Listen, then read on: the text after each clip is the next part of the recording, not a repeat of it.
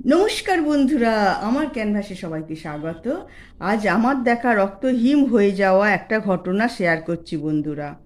আমরা জানুয়ারি মাসে 24 জনের একটা দল সুন্দরবনে গিয়েছিলাম। তার মধ্যে 23 জন পশ্চিমবঙ্গের বাইরে থাকে। কথা ছিল সবাই ট্রেনে করে এসে হাওড়ায় আমার সঙ্গে মিট করবে, তারপর একসাথে যাব। সেই দিন ট্রেন অনেক লেট করায় হাওড়াতে অনেক রাত করে এসে পৌঁছায়।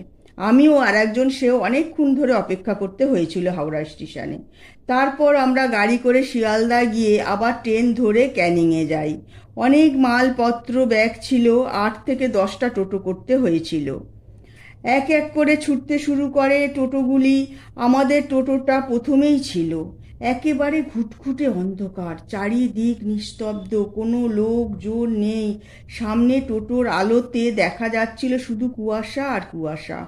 হঠাৎ টোটোর আলোতে আমরা যা দেখলাম তা আশা করিনি কখনো।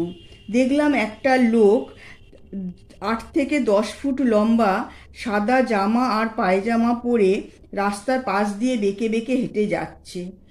ঠাকুরের আশীর্বাদ আমরা মুখটা দেখিনি সবাই।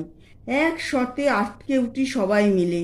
মনে মনে ঠাকুরের নাম করছিলাম, বুক ধুকধুর করছিল, গলা শুকিয়ে গিয়েছিল। আমাদের আগের থেকেই লঞ্চ ঠিক করা ছিল। সেই স্থানে এসে যখন টোটো থামলো তখন ঘড়িতে ঠিক 1টা বাজে। লঞ্চে গিয়ে ডিনার করে সবাই শুয়ে পড়ল। সকালে চায়ের টেবিলে সবাই মুখ খুলল। রাতে কি দেখেছিল কেউ বুঝতে পারল না। তারপরে পরের টোটোতে যারা ছিল তারাও একই কথা বলল যে আমরাও এই জিনিসটা দেখেছি। এতদিনের জন্য ভুলতে পারিনি সেই দিনের কথাটা। আজ শুনতে মনে হচ্ছে গল্প বলছি, কিন্তু তা না, আমি নিজের চোখে এটা দেখেছি বন্ধুরা। ভালো লাগলে লাইক আর সাবস্ক্রাইব করে দেবেন।